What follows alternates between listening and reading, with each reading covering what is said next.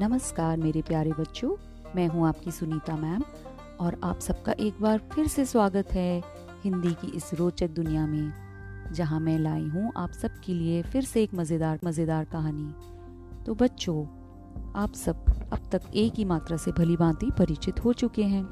आप सब बहुत से शब्दों को भी जानते हैं जिनमें एक ही मात्रा का प्रयोग होता है। आज मैं आपको कुछ जानवरों के नाम बताने जा रही हूँ जिनके नाम में एक ही मात्रा का प्रयोग हुआ है, जैसे कि शेर, भेड़िया, नेवला, मेंढक, भेड़, मेमना आदि। बच्चों, हम में से ज्यादातर लोग जानवरों की महत्ता को कभी समझ ही नहीं पाते हैं और उन्हें हमेशा ही हीन दृष्टि से देखते हैं, मतलब कि उन्हें हम अपने से छोटा समझते हैं। तो हमें जानवरों की महत्ता समझनी चाहिए और इसे समझाने के लिए मैं आपको एक बहुत ही अच्छी कहानी सुनाने जा रही हूँ और उम्मीद है आपको पसंद भी आएगी। कहानी का नाम है सबसे बड़ा कौन। आसमान में बादल छाए होने के कारण उस समय काफी अंधेरा था। हालांकि घड़ी में अभी 4 ही बजे थे, लेकिन इसके बावजूद लग रहा था जैसे शाम के 6 बज रहे हों। लेकिन नितिन पर इसका कोई असर ही नहीं पड़ा। वह अपने हाथ में गुलेल लिए सावधानी पूर्वक आगे की ओर बढ़ रहा था। उसे तलाश थी किसी मासूम जीव की जिसे वह अपना निशाना बना सके। नन्हे जीवों पर अपनी गुलेल का निशाना लगाकर नितिन को बड़ा मजा आता। जब वह जीव गुलेल की चोट से बिलबिला उठता तो नितिन की प्रसन्नता की कोई सीमा न रहती। वह खुशी से नाच उठता। अचानक नितिन को लगा कि उसके पीछे कोई चल रहा है। उसने धीरे से मुड़कर देखा। देखते ही उसके पैरों के नीचे की जमीन निकल गई, मतलब वो एकदम डर गया और वह एकदम से चिल्ला पड़ा। उसके 20 कदम पीछे 2 भेड़िए चले आ रहे थे।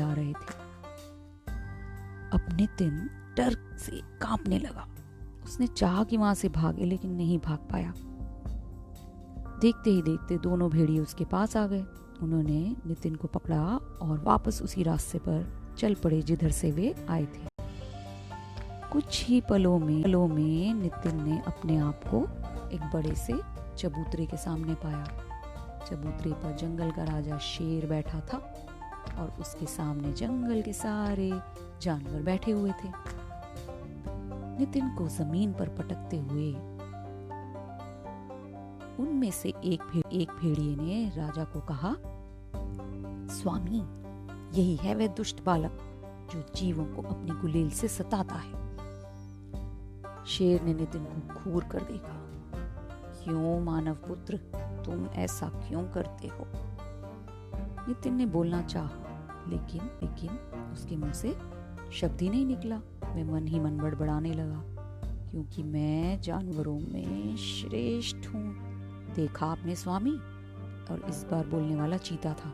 कितना घमंड है इसे अपने मनुष्य होने का। आप कहें तो मैं अभी इसका सारा घमंड निकाल दूं।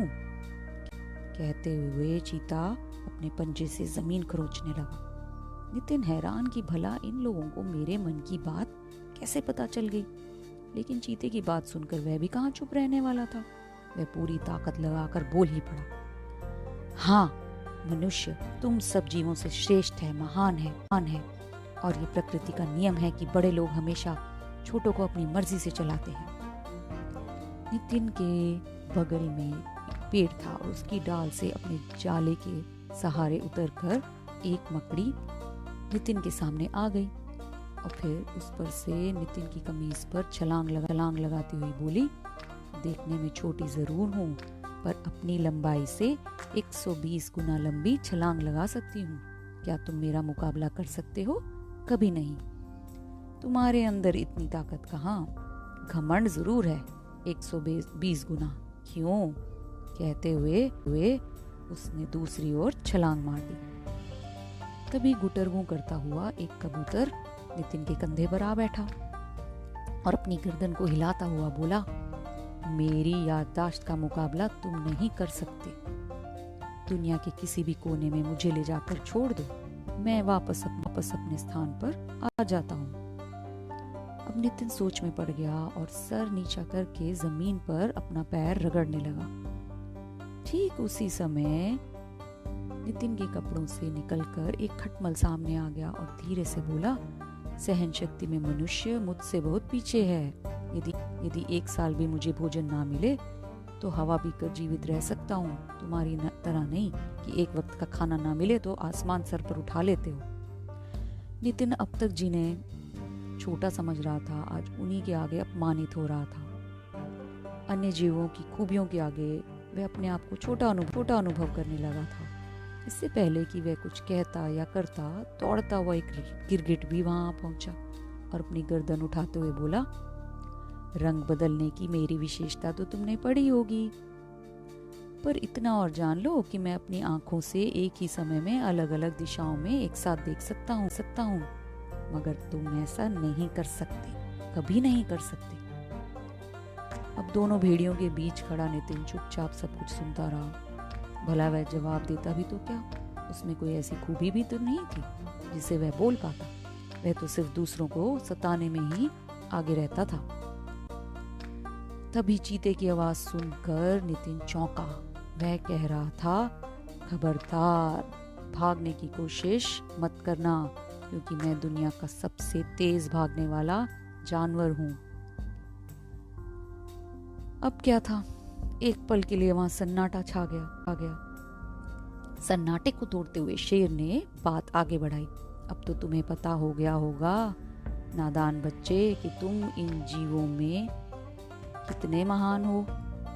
अब जरा तुम अपने घमंड को पीछे रखो और कोशिश करो कि हमेशा इस बात का ध्यान रहे कि सभी जीवों में कुछ न कुछ विशेषताएं पाई जाती हैं। सभी जीव आपस में बराबर होते हैं, ना कोई किसी से छोटा होता है, ना कोई किसी से बड़ा, समझे?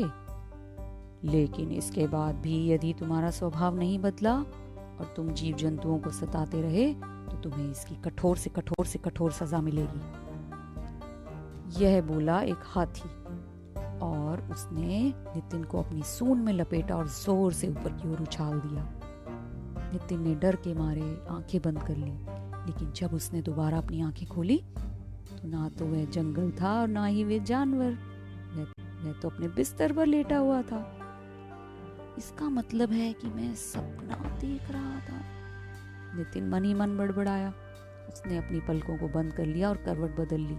हाथी की कही हुई बातें अभी भी उसके कानों में गूंज रही थी।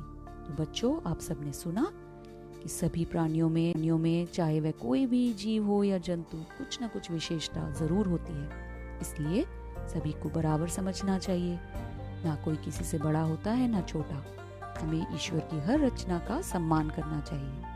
अब अगली कक्षा में इसी विषय पर हम जरूर चर्चा करेंगे।